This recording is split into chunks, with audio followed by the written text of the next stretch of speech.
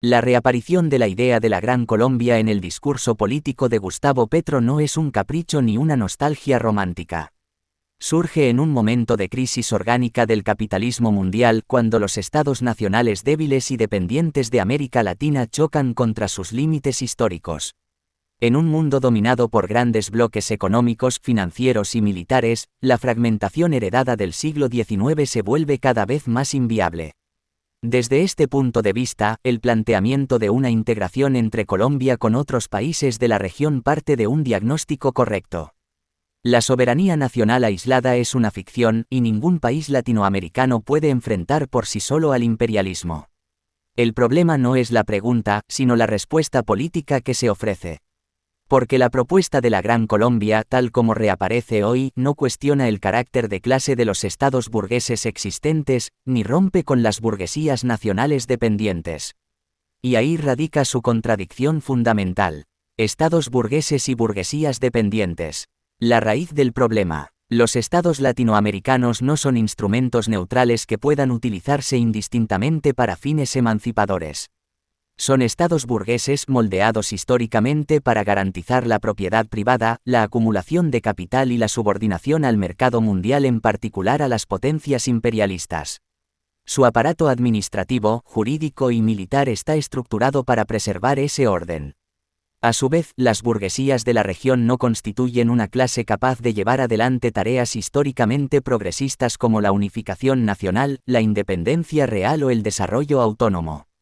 Cada vez que se ha intentado, las respuestas de las distintas burguesías es la conspiración, golpes de Estado y dictaduras. Son burguesías tardías, subordinadas y asociadas al capital imperialista, cuya riqueza depende de la exportación de materias primas, la renta, la especulación y la intermediación. Unificar estados dirigidos por estas clases y su aparato no puede producir una Gran Colombia soberana.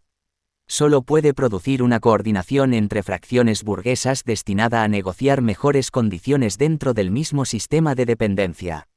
La experiencia histórica es clara. La burguesía latinoamericana nunca unificó sino siempre fragmentó. La Gran Colombia histórica y su lección de clase.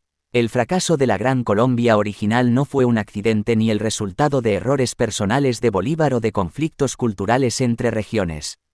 Fue el producto de las contradicciones entre las burguesías nacionales, es decir, intentar construir una unidad política sobre la base de clases dominantes locales incapaces de sostenerla. Las oligarquías regionales, vinculadas al comercio exterior y a las potencias imperialistas emergentes, no tenían ningún interés en una autoridad central fuerte ni en un mercado unificado que limitara su poder local. La disolución fue la forma concreta que tomó la defensa de sus intereses de clase. La izquierda reformista y la ilusión integracionista. Es cierto que solo gobiernos que se reivindican de izquierda pueden plantear hoy una idea como la Gran Colombia. La derecha latinoamericana es abiertamente proimperialista y ni siquiera disimula su subordinación. Pero esto no convierte automáticamente a la izquierda en una fuerza capaz de llevar adelante esa tarea. La izquierda reformista gobierna sin romper con el capital, administra el Estado burgués y acepta los límites impuestos por el mercado mundial. En ese marco, la integración regional se convierte en una ilusión peligrosa, promete soberanía, pero no toca la propiedad de los capitalistas, promete unidad, pero no construye poder obrero.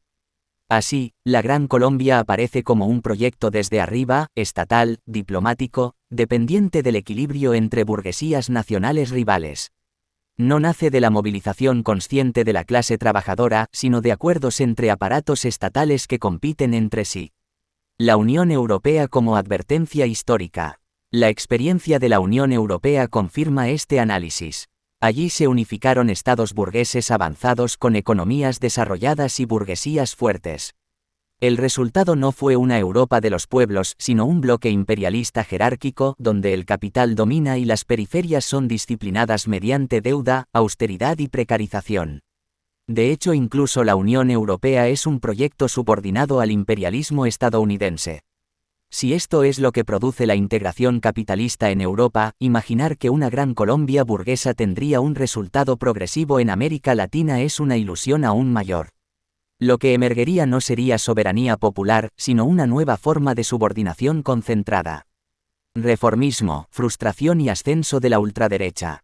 Aquí aparece una consecuencia política decisiva. Cuando la izquierda reformista plantea proyectos ambiciosos que no puede cumplir, como la integración, soberanía y justicia social, genera expectativas reales en las masas. Pero al chocar con los límites del capitalismo, retrocede, negocia, capitula. Esa frustración no queda en el aire. Se transforma en desmoralización, en rechazo a la política tradicional y en caldo de cultivo para la ultraderecha, que capitaliza el fracaso del reformismo con un discurso reaccionario, nacionalista y autoritario. La ultraderecha no crece porque la izquierda vaya demasiado lejos, sino porque no va lo suficientemente lejos. La revolución permanente. Todo esto está contenido en la teoría de la revolución permanente y en las tesis de Avril de Lenin. En los países dependientes, las tareas democráticas, nacionales y de integración no pueden realizarse de forma separada de la lucha por el socialismo. No existen etapas estables ni soluciones intermedias. O el proceso avanza hacia una ruptura con el capital, o retrocede hacia la reacción. La unidad regional no puede ser el punto de partida, sino el resultado de la toma del poder por la clase trabajadora. Solo sobre la base de estados obreros puede construirse una federación real, democrática y antiimperialista. Resumiendo, la propuesta de la Gran Colombia expresa una necesidad histórica real, pero intenta resolverla con instrumentos incapaces de hacerlo. Bajo estados burgueses y burguesías dependientes, la integración no libera, solo reorganiza la dependencia. La revolución permanente no es una consigna del pasado. Es la advertencia más actual, es que toda tentativa de detener el proceso en el reformismo termina abriendo el camino a la reacción. La verdadera Gran Colombia no puede ser burguesa, ni diplomática, ni gradual. Solo puede surgir como resultado de la revolución socialista en la región, o no surgirá en absoluto.